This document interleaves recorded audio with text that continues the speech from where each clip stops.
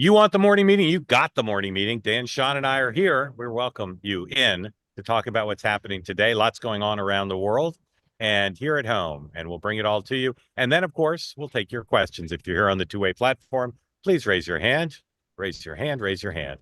If you're not on the two-way platform, but you're still within the sound of my voice, that means you're probably on X or YouTube, which means please, peace, love, and understanding for all, presumption of grace for all, and don't put, say it with me now, smack in the chat. Gentlemen, good morning. Sean, how's the temperature today? Absolutely beautiful. Beautiful Yeah. morning. How much longer are you there? You there all week? For security reasons, you can read the pool report, Huh? but I plan on departing this location after a big live event tomorrow. All right, got it. And Dan, for planning purposes only, how's your Wi-Fi signal today? Pretty solid? We're hoping construction is light on the street, but I feel like I need to join in the fun and go outside tomorrow. So yeah, that's fine. I'll probably be inside, just FYI. Again, thank you for joining. Happy to have you here. On the schedule today, the president, because he's a big fan of late breaking developments right before two-way tonight, is signing executive orders open to the pool at 5 o'clock earlier today. Earlier in the day, he's got his intelligence briefing at 11.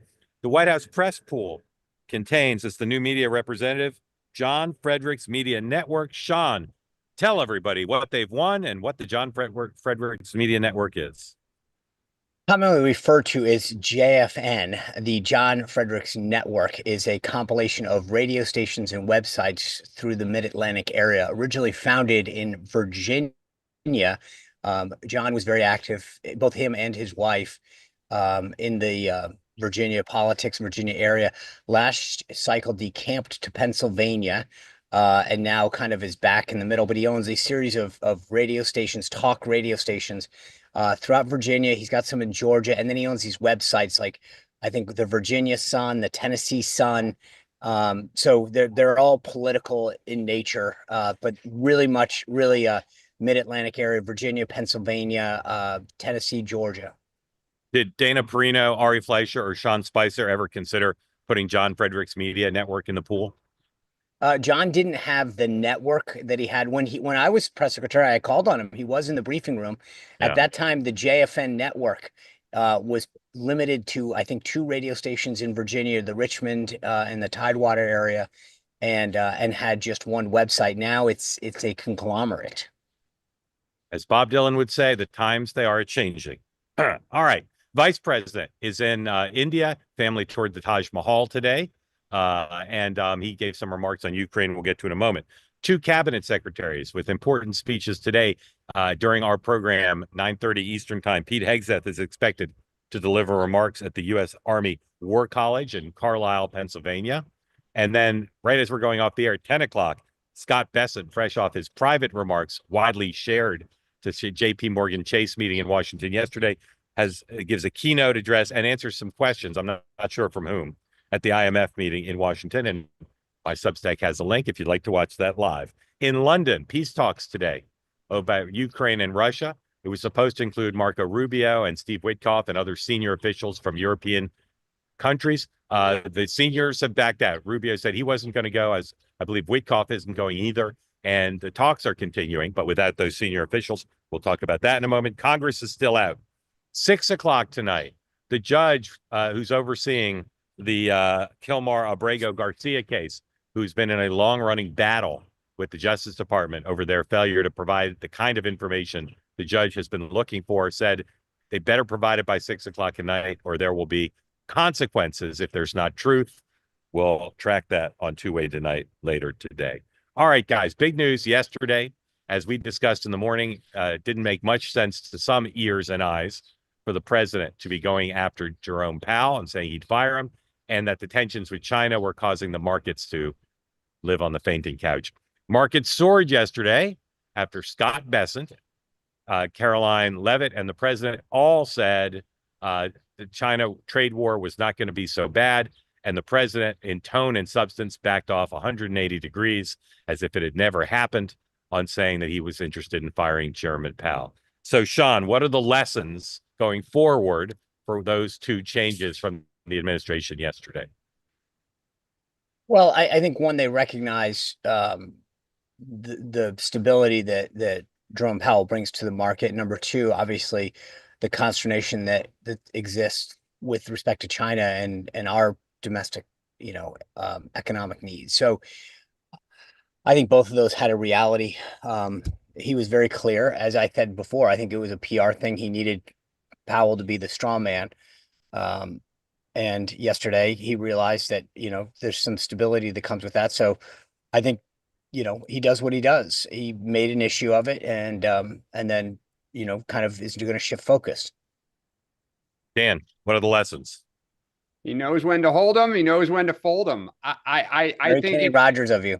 Yes, exactly. I look, I think there was two things. I think one, the markets kept speaking. We talked about the bond market, the dollar, gold, etc. I also don't want to not mention that Axios is reporting that the heads of Target, Walmart, Costco, and I forget who else went to see the president last week and said to him, in the next 2 weeks or so, we are going to have to start raising prices and our shelves are going to start to empty because they are having trouble getting some stuff over here and having supply chain issues. And I think he realized, look, Sean, you always say he listens. And I think he realized this is totally spiraled out of control. Like it is going to become even more painfully obvious that we do not have the leverage that he is bragging that we have. And so I think smartly, he's getting out of it. Now, the question I think is, how does he declare victory? Like, what is it's not going to be what they talked about. We've gone from reciprocal tariffs are on. No, wait, they're actually off. It's all about China. Wait a second. Actually, we're going to cool this down. That this actually is untenable. So, I mean, the big picture, it was a failure. The question is just, how does he define victory and get out? So, Dan, you put your finger on something that my reporting says is very key, not just that one meeting of the major corporate retailers, but business executives in the real world economy. Scott Bessent and Susie Wiles spend an enormous amount of their day either meeting with, talking to, or fending off real economy folks who have said similar things to them in the last couple of weeks, that this is either having an impact already or is about to have a big impact. And of course, the impacts of those things are more tangible than the markets, as much as the market declines for not just rich people, but people with 401ks. And I think you're going to see now more of this, because I think people are going to be emboldened by realizing that if you can get the president to understand the real world effects, he's going to still pursue change, but he's going to try to do it in a candy coated shell of a little bit more stability. Yeah. Yeah. And look, I would just add for people who, because I know this is, I got on X and other places. Why is he so upset with Jerome Powell? Look, the Fed has two jobs. One is to try to keep prices low, i.e. inflation down. The other is to keep employment as strong as possible. The issue is if with that the tariffs are causing is you could get unemployment to spike and inflation to spike all at the same time, in which case the Fed has got a huge problem. Because the traditional lever that you would pull, whichever one you target, is going to make the other worse. We called that stagflation. We called that stagflation back in the 70s and 80s. Yeah. There was also, I think, a prevailing economic view that if you did all this, the dollar would get stronger. They would be forced to cut interest rates. And the problem is that not everyone followed the script, right? And I think that was where the question I sort of think is interesting was did one of his economic advisors send him to believe that there was going to be a different outcome? And now they're realizing that that wasn't it. But I have a feeling that somebody had set him up by saying, when we do all this, here's what's going to happen, and it'll all be great. I'm not sure. I mean, that's my wonder right now. We know Navarro did that, and there's some people who say Lutnick did that. Well, and that's my killer question is, does that hurt the standing internally? Because on a lot of other issues, that would have been a huge issue, right? If you look back through Trump, when somebody sends him off a course that doesn't end up right, whether that's a policy or a personnel choice, there are some people who the president still talks about, so-and-so, they gave me fill in the blank. So I can tell you that there's people who are being excluded from meetings. I can't say more right now. I will be able to soon, I believe, but there are people who are being excluded from meetings who were previously very much included in meetings, and we'll have more on that in the coming hours and days. All right, let's talk about Hegseth. The only reporting outside Politico that I saw that kind of moved the story forward was NBC, and then others reported that the information he put on Signal in his family group chat not just family, but some family, came from a pipeline, a pipe that was sensitive information. Doesn't mean the stuff he posted was necessarily improperly shared on Signal, but it certainly suggests it might have been.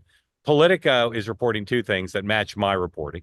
One is that that the fights that have taken place, the firings, etc., are much more about personality and fights for power than they are about ideology. This is not neocons versus MAGA or people pro-Iran or anti-Iran. A lot of it, at least, is personal. And then second is there is a lot more disquiet on the Hill than has been voiced. Don Bacon gave voice to something that many MAGA members of Congress are feeling, which is they don't get how Pete Hegseth is running the Pentagon. Hegseth is extremely fortunate that Congress is not in session now, so members are not being forced to take sides. But there's the expression from the members, some members, to the White House, he better get his act cleaned up before they come back because they don't want to have to answer questions about it. Sean, where are you on the Hegseth matter today regarding the trajectory of his stewardship of the Pentagon? I'm fairly close to where you are. I think number one, you're right. It is personality. This isn't an ideological concern that he's, out there doing stuff that's inconsistent with the America First agenda. In fact, I think the agenda is what's saving him, as people realize that he's fighting for the America First agenda, the priorities of the president, this idea of the ethos of a warfighter, getting back to focus of what we should be worried about in the country. I do think that you're right. I mean, like, I think at some point they're saying, get your act together. And I think that we'll see what that time frame is, how quick and who he staffs with, right? So it's not just, does he bring in the right people, but you mentioned this, if I were him, I'd go look for, a 2-3 star retired America First type general, which there are several that advised Trump during the thing, and bring them in, who's maybe done a tour or two in the E-ring and said, hey, get in here. I need to show that I've got it together. But I think he needs to project that. And again, there's plenty of positive, choices to make that happen. So the beauty is on those choices, you're not looking at Senate confirmation. For the most part, they can get vetted quick. There's a few going back to even Trump 1 that were, up for various positions that would, in my opinion, be solid picks. So I think that's where Pete needs to go right now, and just reassure everybody, hey, I've got it. I've got the agenda, which is what everyone cares about. I'll take care of the personnel. The White House and the Hill couldn't agree with you more, as I understand it. They want somebody who is a known quantity with experience in the building to be in a senior position, not a crony or a friend or a junior officer who he gets along with, but someone that they've got past dealings with that they can trust. Dan, where do you think Hegseth stands now? Look, it's not Hegseth's agenda. It's Trump's agenda. And I think what's so fascinating is, by all accounts, he was a terrible manager in his previous stops. And I think the more information that comes out about all these personnel fights, what does it say about Pete Hegseth? He hired them. This broke out under him. And the way that it's kind of exploded in his face like a hand grenade, it looks even worse. Like, there's no track record that he's good at managing people. He's good at managing an organization. So I don't understand, unless Trump is saying this isn't the Trump agenda, it's the Hegseth agenda, and only Pete Hegseth can do this. Pete Hegseth looks good on television. That is his claim to fame. He would be good going before the cameras on behalf of this agenda. Put somebody in there who's just going to go and quietly do it. I mean, have a good, pretty spokesperson if that's what you need. I just think this is embarrassing. All right. Ukraine, Russia, as I said, talks in London today. And the administration is playing, you call it a game of chicken. You could call it Russian roulette. Get it? Russian roulette. But they're basically saying, take it or leave it. And part of what they're saying to take is formally acknowledge that Russia is going to keep Crimea and other parts of eastern Ukraine. Zelensky is making it very clear it's a non-starter. He says ceding that land violates the Constitution. Everybody knew this was going to be a tough deal to make. At the same time, everybody understands what the terms are likely to have to be. Here is the vice president today echoing in another tarmac statement what Marco Rubio said recently, which is this is the last chance to make a deal or the U.S. will walk away. I'm going to echo something Secretary Rubio said, which is, look, We've issued a very explicit proposal to both the Russians and the Ukrainians, and it's time for them to either say yes or for the United States to walk away from this process. And I think that we've put together a very fair proposal. We're going to see if the Europeans, the Russians, and the Ukrainians are ultimately able to get this thing over the finish line. Dan, I do wonder where the French and the British are on this. I don't have a good sense of that. But what happens now if there's no immediate deal? Does the U.S. really just walk away and let Putin take more territory, which is likely what would happen, or is this a bluff? It's a bluff. We're not going to walk away. I mean, I really keep saying I don't understand what they're doing. I mean, so we're going to walk away and then beg the Europeans to help us with China on trade. Yeah, I don't think that's going to happen. What has Putin offered to give? Does anyone know? Well, I don't know if he's offered, but they're asking Putin to Sure, let we're Ukraine asking have for some security assurances. Sure, I know what we're asking, but all I've read is Russia is like, maybe, we'll see, and just the bombs keep flying. So I don't understand what this latest temper tantrum is going to achieve. We're going to walk away and take our marbles and go home? Because one of us said the U.S. has refused to really come out and say we will explicitly defend Ukraine from further Russian advancement. I still have not heard that from anybody. So everyone's assured me that that is our bottom line, and Rubio doesn't want to be embarrassed. I don't understand what this tantrum on the tarmac is doing.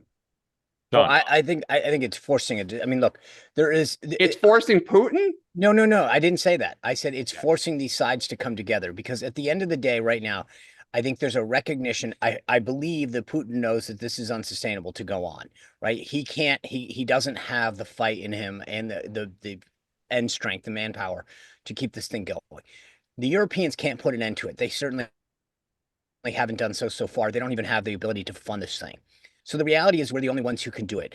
And I think the idea is to make it clear that, look, guys, we're willing to get the parties together in a realistic thing. I think I hate the idea that Putin walks away with anything, frankly, whether it's the Donbass or Crimea, but there's a certain reality that anybody with a brain has to be willing to accept, which is what's going to get this thing to end. I mean, I don't think that I heard a couple members of Congress saying the idea that Crimea is going to be acknowledged.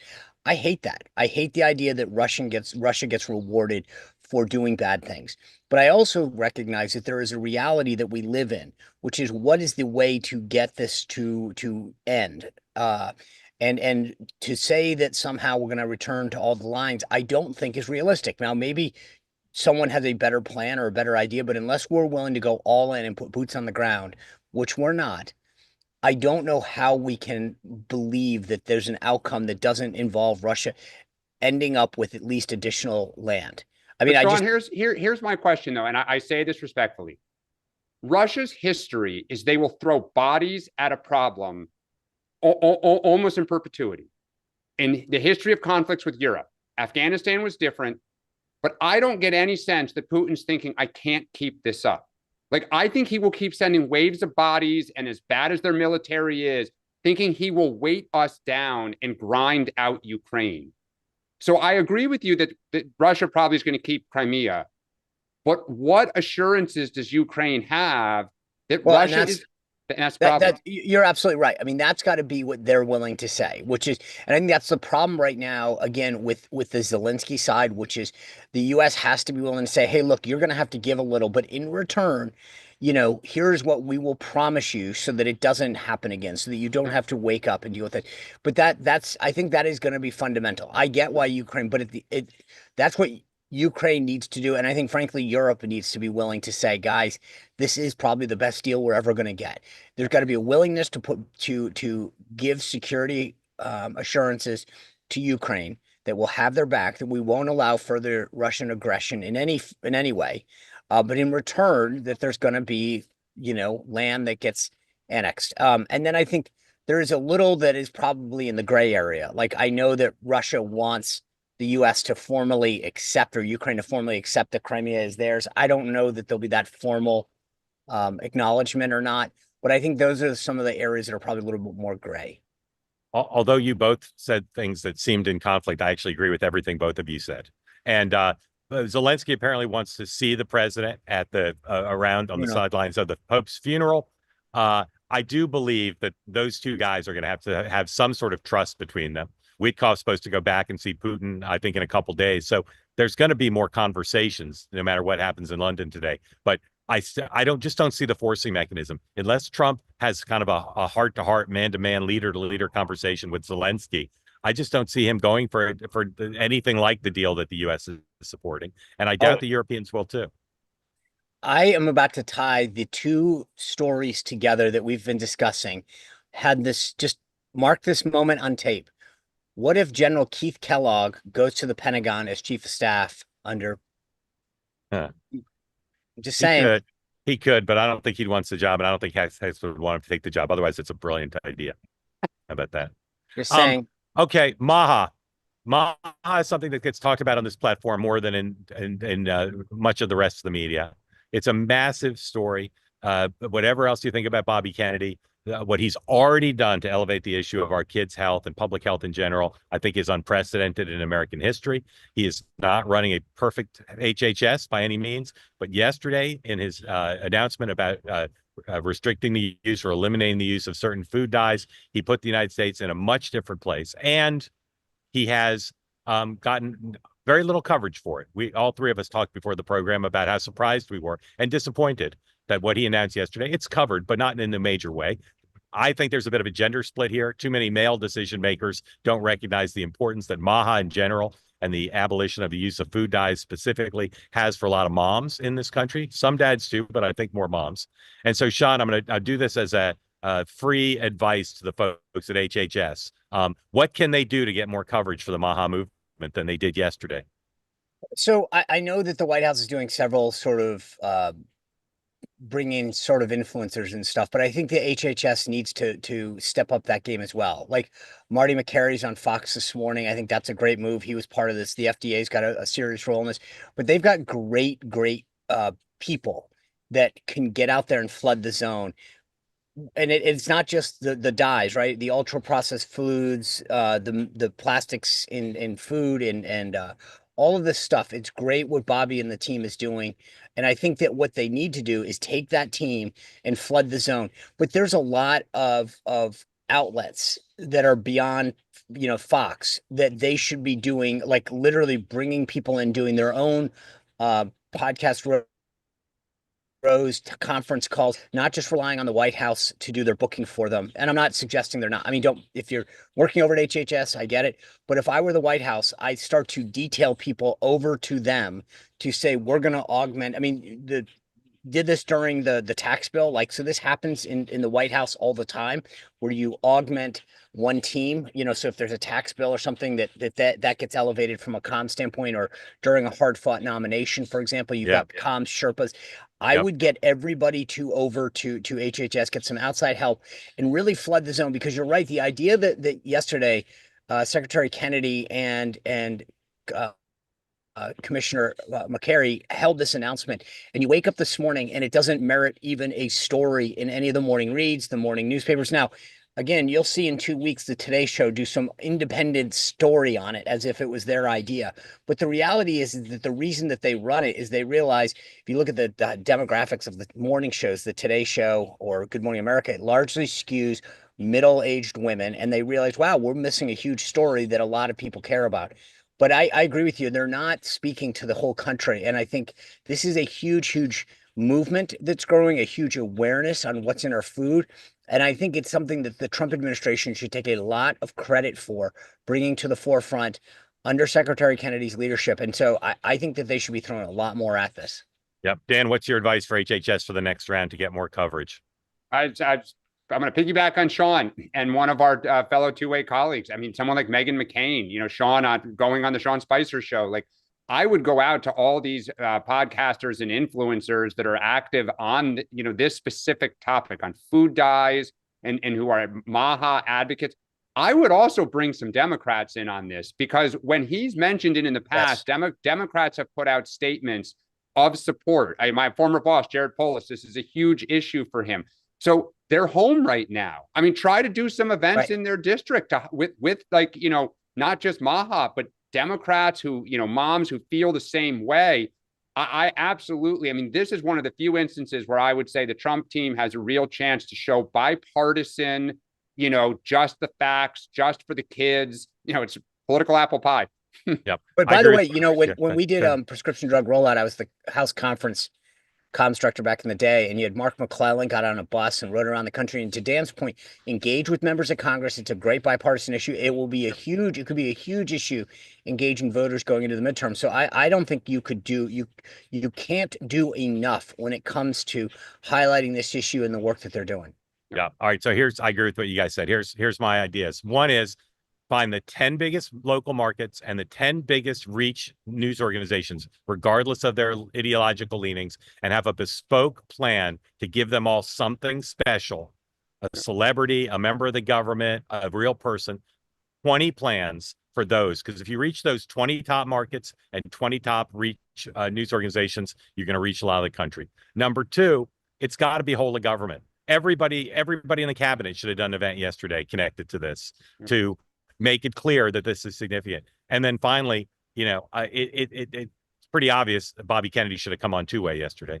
Enough said on that. Oh, yeah. All right. Next, DOGE. Elon Musk said on his earnings call yesterday that after talking about how Tesla's revenue down steeply, that starting next month, he's planning to spend 2 days a month dealing with DOGE and the rest of the time on his businesses. We'll see if that's actually the case. But Dan, what does this mean for the future of DOGE? I think it's winding down. And the big question now is how much of this gets memorialized in the next congressional budget. And I just am going to be so curious, let's say 6 months to 12 months from now, when the dust settles, what did DOGE really achieve? Because there's been so much said and walkbacks and, contracts canceled where 90% have already been paid, but they claim the, entire 100% is a savings. What did DOGE really achieve? But I think it's coming to the end. It's not politically popular anymore, other than with the base, but they're juicing the base on other stuff. So I think we're going to see what Congress thinks of this when they go to write the budget. John, is this the end of DOGE? I hope not. I mean, I think if anything else, what DOGE has done is exposed the massive amounts of waste, inefficiencies, duplicity in our federal government, and woken up in the way that the MAHA movement woke up so many folks to the reality of what the government has and has not been doing when it came to regulating our food and what we put into our bodies. But what about Elon's departure? Does that? Well, no, I'll get to that. Okay. So I think with respect to DOGE, I hope it doesn't. I think the problem with efforts to curb waste, fraud, and abuse in the past is that if you don't have a strong leader, whether it's the Grace Commission, Simpson-Bowles, reinventing government, it never materializes unless somebody is willing to be that hammer. Elon was that hammer. And if he is gone, yes, he's got a lot of folks still in, but it's a lot easier to say no to a guy who goes by the name of, well, who cares? But there's individuals that you can shut out and say, you're not coming into X department because I don't like you. It's a lot harder to do that to Elon Musk. So let's see what OMB does once he gets. Well, I was about to say, I think what you're going to see is a rescission package led by Russ Vought that really codifies a lot of this stuff. And that's where the one thing that people don't fully appreciate is Elon might have been the face of this, but what gives conservatives a lot of reassurance is that Russ Vought knows where the bodies are buried when it comes to government inefficiency and duplicity and making government. So he is the one that I think really is the key to this whole thing in terms of to Dan's question, how it's going to get implemented. And thank goodness that Russ is still there. But I will say there are a lot of Republicans who do not want that rescission package and do not want to have to cast votes on some of these cuts that Musk found. Yeah. I mean, so even if they pass it, watch in the next budget if they don't start to undo some of the cuts that they might vote for this spring, just the way they got rid of earmarks, and then they brought them back over time. One more topic, and then we're going to get to your questions. So please, if you want in on the conversation, if you're here on the two-way platform, raise your hand. Newt Gingrich said he got a note from the president saying, yeah, maybe letting the top individual tax rate go up could be a good idea, but probably not going to do it. There are tons of people who are against it in Congress. There are people in the administration who are against it, but there are also people like the vice president and some others who say maybe this is a good idea. there's two reasons to be for it, of course. One is they need the revenue because the biggest challenge in getting the reconciliation package done through the Republican House and Senate is figuring out how to make the math work. And there's real money there if you let the top rate go up. And then second is the symbolism, although there's dispute about that. Newt Gingrich says it's horrible politics to let the top rate rise. Steve Bannon and I think it's extraordinary politics. And I have trouble understanding the other argument as much as I respect Speaker Gingrich and others. So, Dan, do you think they'll do it? And do you think they should do it? In other words, should they let the top rate go up while other tax rates are held the same? Look, I'll just preface this by saying that this is a very sensitive issue in our own household. And I hear from my wife a great deal is following this very closely. I think the politics for them are brilliant to do it. I think the one Achilles heel is small businesses that pay as individuals. I know there's talk about they would try to exempt them. I don't really see how that would work because then most people would just reorganize as a small business. I think Democrats know that to say you gave a tax cut to somebody in the top 1% and you cut, let's say, Medicaid by $800 billion, it's a very winning message, which is why you have people like Josh Hawley and some of these Republican senators who are more aligned with the vice president saying, I don't want to cut $800 billion to Medicaid. My state is a huge, recipient of this. It would be very politically painful. So I think the symbolism, and it would really show, frankly, that the Democrats represent the urban kind of white collar community, and the Republican base now is a blue collar working class community.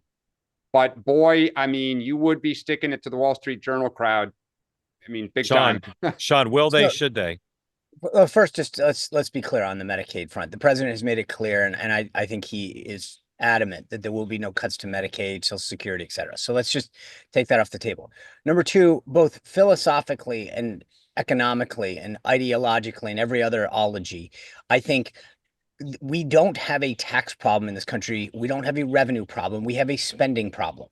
And the idea that we keep, go back to George H.W. Bush. You want to raise taxes, which is effectively what that would be. You will pay a political price for it. The bottom line is, and this is why I love DOGE, until you can tell me that you are running an effective and efficient government, don't tell me you need more money. This is the fundamental problem with Washington. They have no problem in asking us to pay more to work hard, but they won't look in their backyard. The Pentagon hasn't passed a budget audit in 8 years. Tell me what you're doing with the money you have now, what your priorities are, what you're doing to spend it efficiently and effectively, and then come ask for more. But right now, we don't have as a country a revenue problem. We have a spending problem.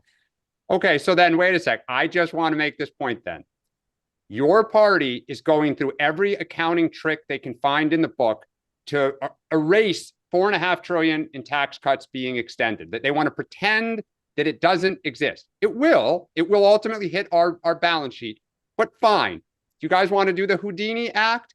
So if it needs to be cut, be men and women, adults, put it on paper. And by the way, keep your magic asterisks to yourself. Yeah. And by the way, you are looking at $800 billion in Medicaid cuts. Your party is openly feuding on this front because half are terrified, appropriately so, and half are ideologues who say, let's do it.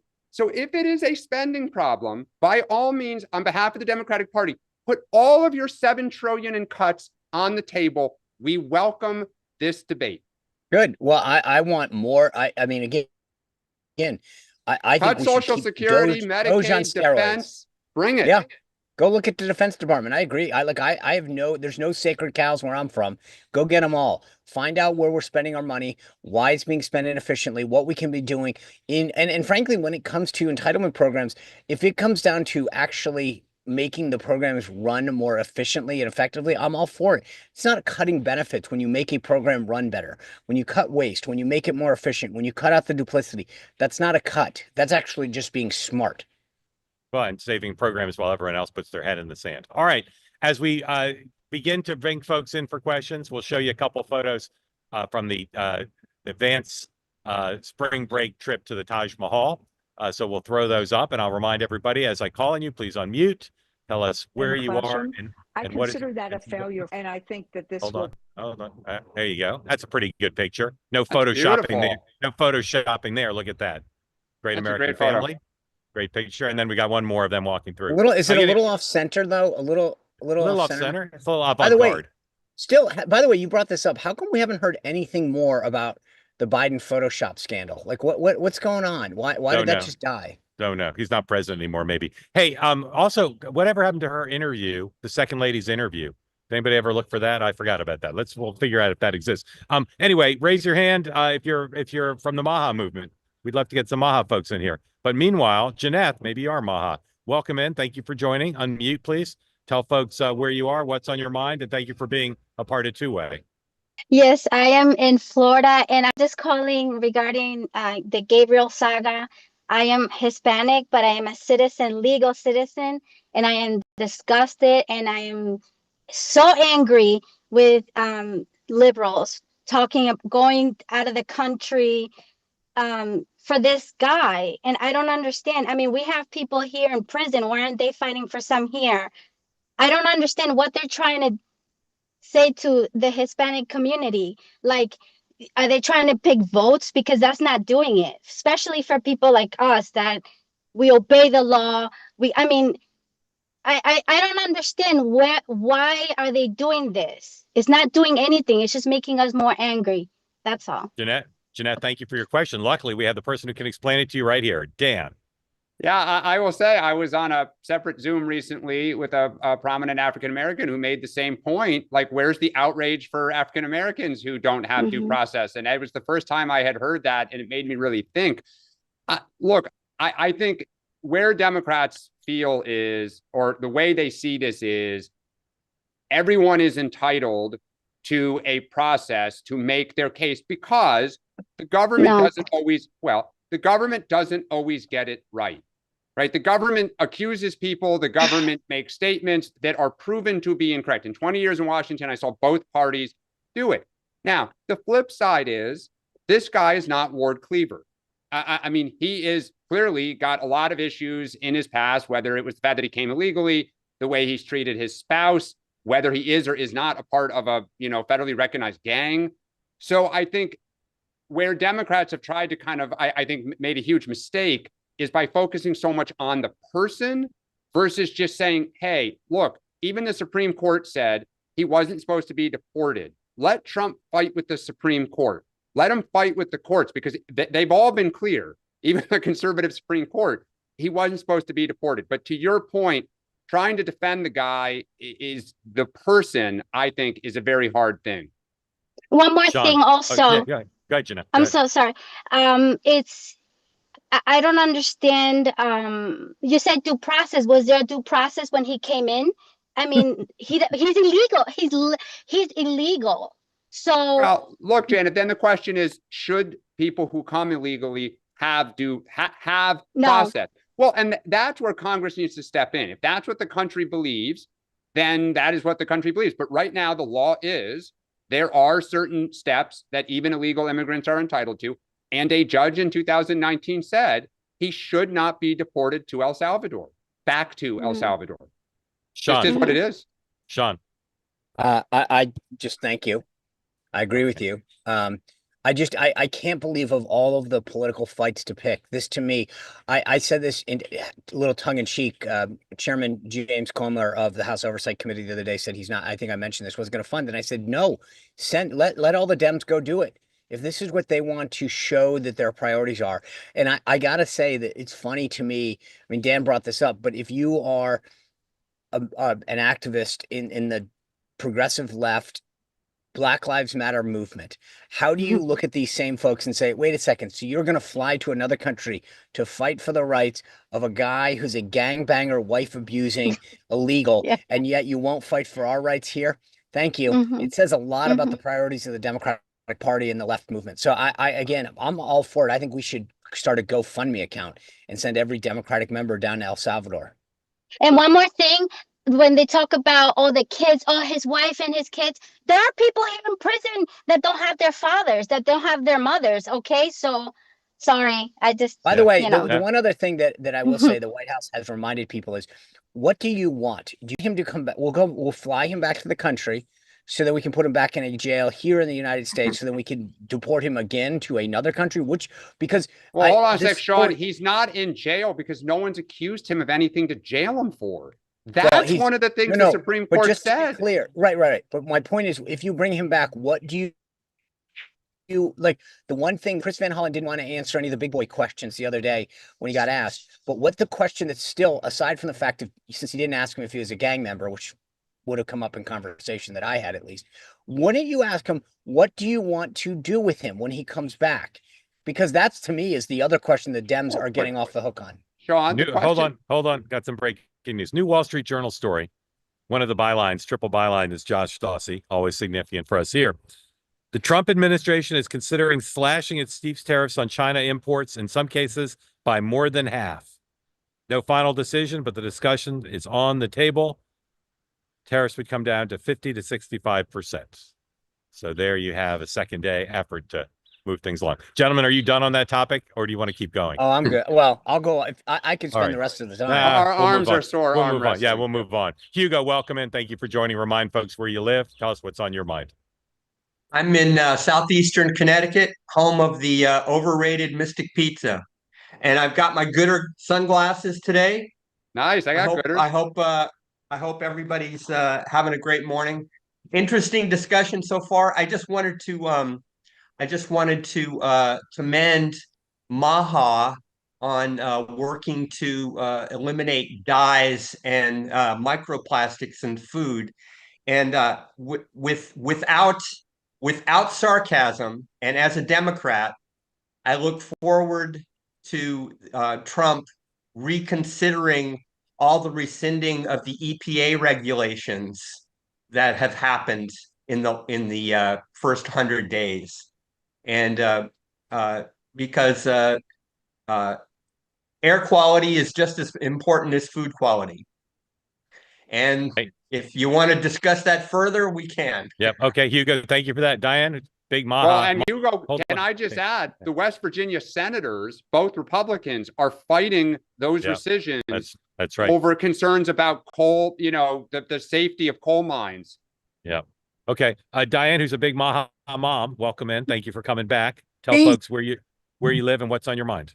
So I'm from Cedar Rapids, Iowa, and I just kind of wanted to chime in on the MAHA news. I'm so proud of the President Trump and Secretary Kennedy for getting the dyes done, but there's such a much bigger agenda with MAHA. And I just wanted to say, it strikes me that the media is being silent on this. And I think as we approach September and the announcement on the cause of autism, they may find themselves in a very uncomfortable moment, the way they did when Joe Biden's cognitive decline was revealed. This is a topic that they have not discussed. A lot of it's been kind of hidden almost, it feels like. And I just think it's maybe a good time to start easing into some of these topics instead of pretending like it's not going to happen. Maybe it'll go away if we ignore it. Thank you, Diane. Sean. So, Diane, I'm going to cue you into a little project that I've been working on, because I thought the same thing. Why isn't getting the media coverage, right? And I started this little personal project probably about 6 weeks ago. And I'll show you Exhibit A. This is the playbook, proudly brought to you by the Brit Jack Blanchard. Do you know who it's presented by? Who? Pharma. You want to see Notice? This is the new Robert Albritton thing, presented by Pharma. Go look at Axios. Most of their newsletters, guess who they're presented by, sponsored by, paid for by? Pharma. Big Food, Pharma. They buy all these things, and then guess what stories fall by the wayside? Stories that affect Big Pharma, Big Food. These guys, whether it's Axios, Notice, Politico, they are bought and paid for. And these guys recognize at the editorial and ownership level, we're not going to kill the golden goose, right? These guys are buying and paying for the silence of the media, of folks at Politico, Axios, Notice, you name it. And that's just the reality. I will say there are three kinds of newsrooms. There are newsrooms where the interference by the advertisers via the management never occurs. Never occurs. There's ones where it occurs systematically, and there are ones where it sometimes occurs. And I don't think you can assume that the lack of coverage of those topics is directly attributable to who their sponsors are. It could be true, but I don't think you can just assume that it's true. No, but I do think that there's a pattern here. Over and over again, you see a lack of coverage over issues that affect consumers, whether it's because of big pharma or big food. And then you look at who I their agree, but I think advertisers there, are. but there can be other reasons. For instance, Sure. they don't care about these issues because they're not gossipy. But the funny thing is, Mark, once in a while, I put the shoe on the other foot. If you look at a member of Congress and look at their contributions and say, wow, look at the way they voted, but look who's funding him. The assumption of journalists is to immediately run to, well, that's who's paying for them. But when the shoe's on the other foot, they go, oh, we would never be influenced by big pharma and big food. There's no way that we happen to not see that logo on our masthead every single day over and over again and wonder where our salaries get paid for. I agree with you about the double standard. And just to be clear, I think that question should be asked regularly. Right. But all I'm saying is there are plenty of newsrooms that have a pretty firm wall, a very firm wall. And there are plenty of journalists who say, I don't care who my sponsors are. I'm going to write the stories I'm going to write. And their editors don't stop them. And then, but you look at someone like Cheryl Atkinson that's talked about what CBS News did to squash her stories. You had Mark Caputo on the other day. Mark and some of his former colleagues at Politico have talked about what their editors did to squash certain stories. But that's ideological bias, which definitely does exist. That's different than the sponsors calling. But the point is that we know that they do interfere. The question, not always, not always, but I will speak from experience when I ran government relations. Sean has a point. It is made known to you, and I'm not going to say by which organizations, but it's plural, that those who have long-term sponsorship relationships have a certain access. Sean, you're not wrong. There is a pay to play. I'll speak in English here for a second. But I will, Diane, do you think that the cause of autism is obvious and known? Or do you think you're curious to see more studies, or what is your kind of tee up about autism here? Okay, so I have recently had long-held beliefs changed, and I just have never had an issue with vaccines. I've never had to be counseled by my pediatrician. It's usually just, okay, this one's due for this, that, and the other thing. Okay, bam, bam, thank you, ma'am. No big deal. But what the media doesn't realize is that the MAHA content it's out there on the podcast. The internet is, there are people that we're following. And I just watched, some content and thinking to myself, like, is it possible that this is being caused by a toxic soup? Is it vaccines? We don't know. And if you don't know, you can't say it's not vaccines. Yep. And I'm really concerned for the medical scientific community, which I've worked in the medical field. The level of trust, it's not just going to be the media, but they're going to really take the heat if this,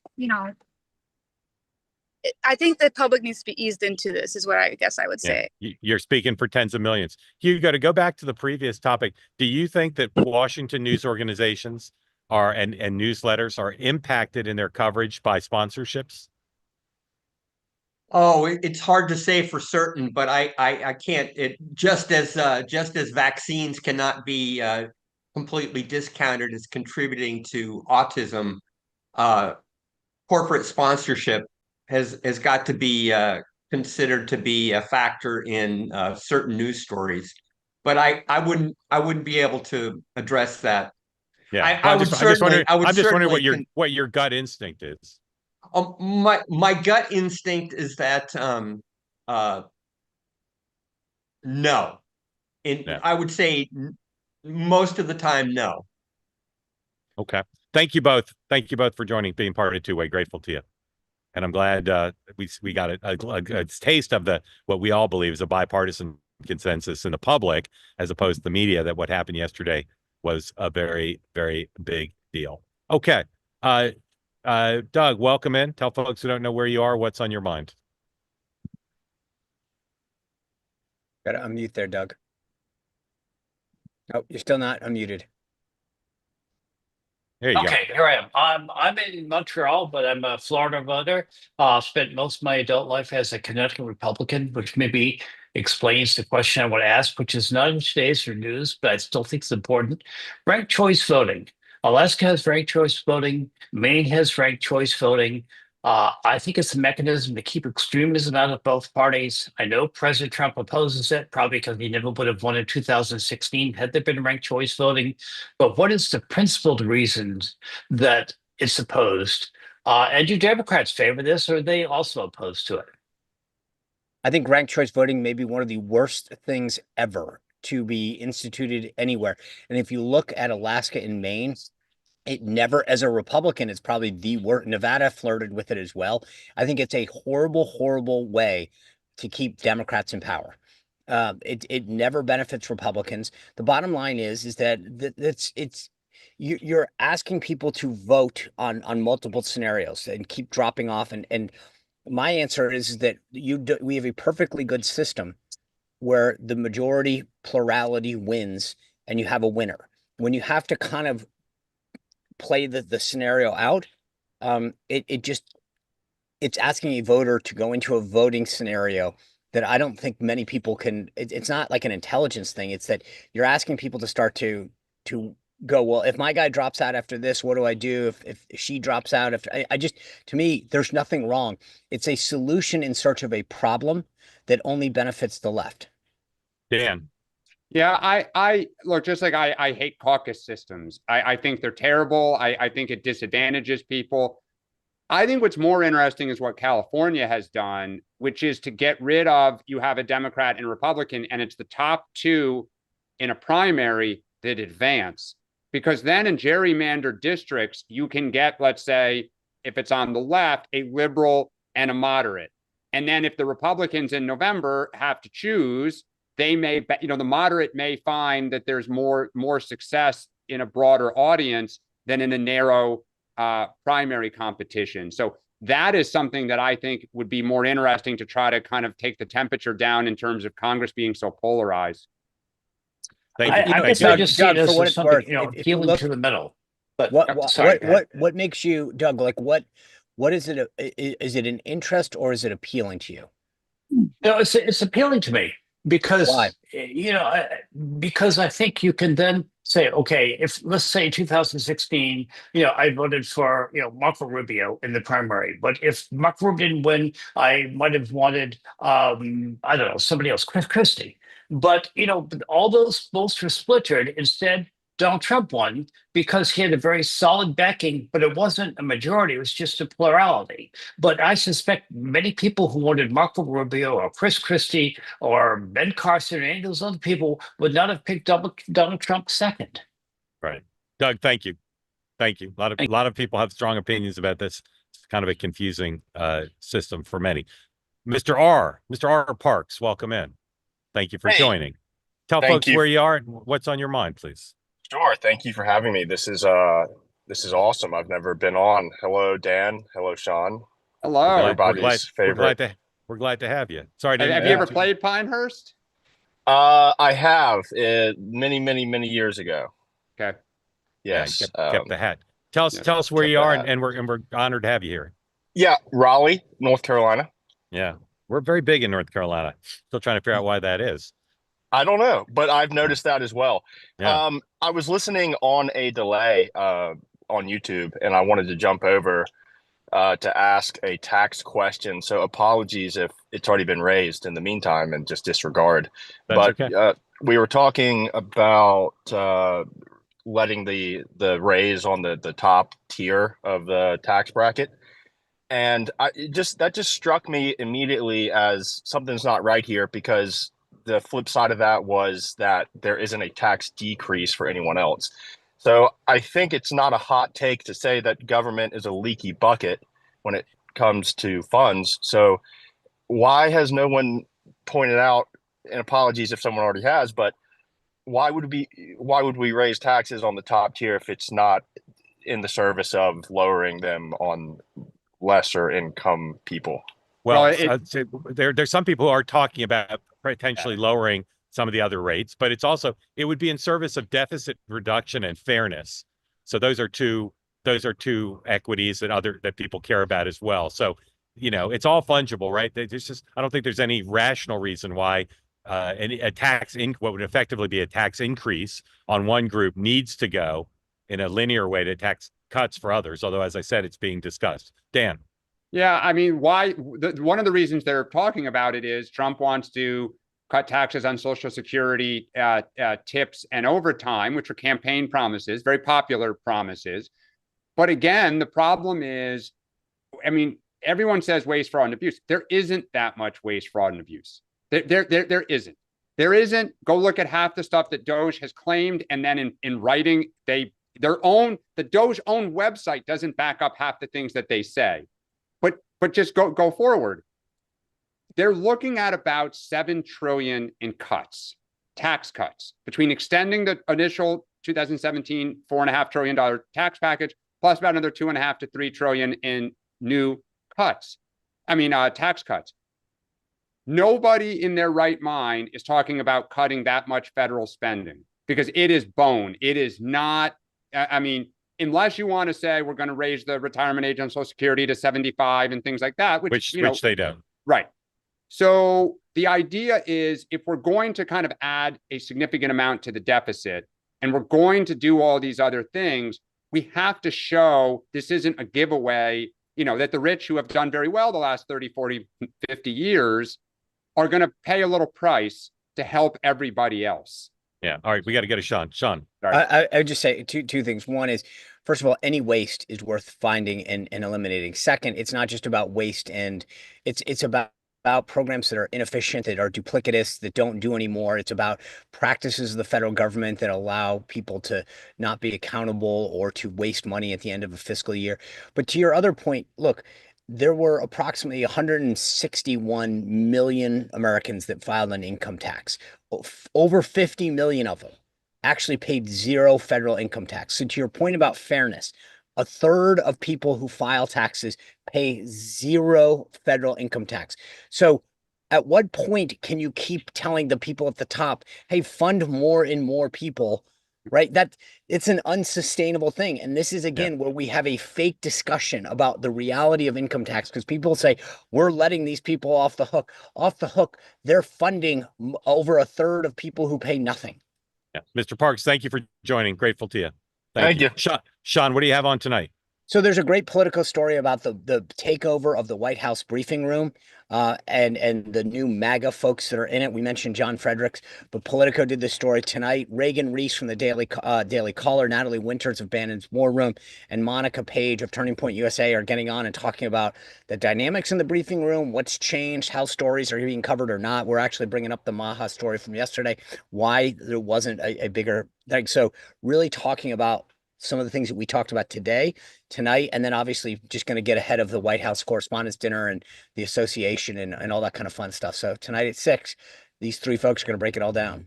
Awesome. Great idea. Great bookings. All right. Here on Two-Way, 2 episodes left today, 5 o'clock Eastern, Meghan McCain's guest with the presumption of grace, Nancy Grace. So tune in for Meghan at 5. And then at 6, Charlie Kirk will be making his Two-Way debut. I've been on his program. He's finally coming on mine. We'll have a really interesting conversation, not just about news a day, but about how he's built what he's built, how he does what he does. And if you're a Democrat and you want your party to build, there's a lot to learn from how Charlie Kirk has done what he's done. Grateful to you all for watching. We'll be back here in 23 hours on the morning meeting. Sean at 6, Two-Way tonight at 6, and Meghan at 5. Thanks for watching. Thanks for everybody who asked questions. We'll see you tomorrow. See you tomorrow.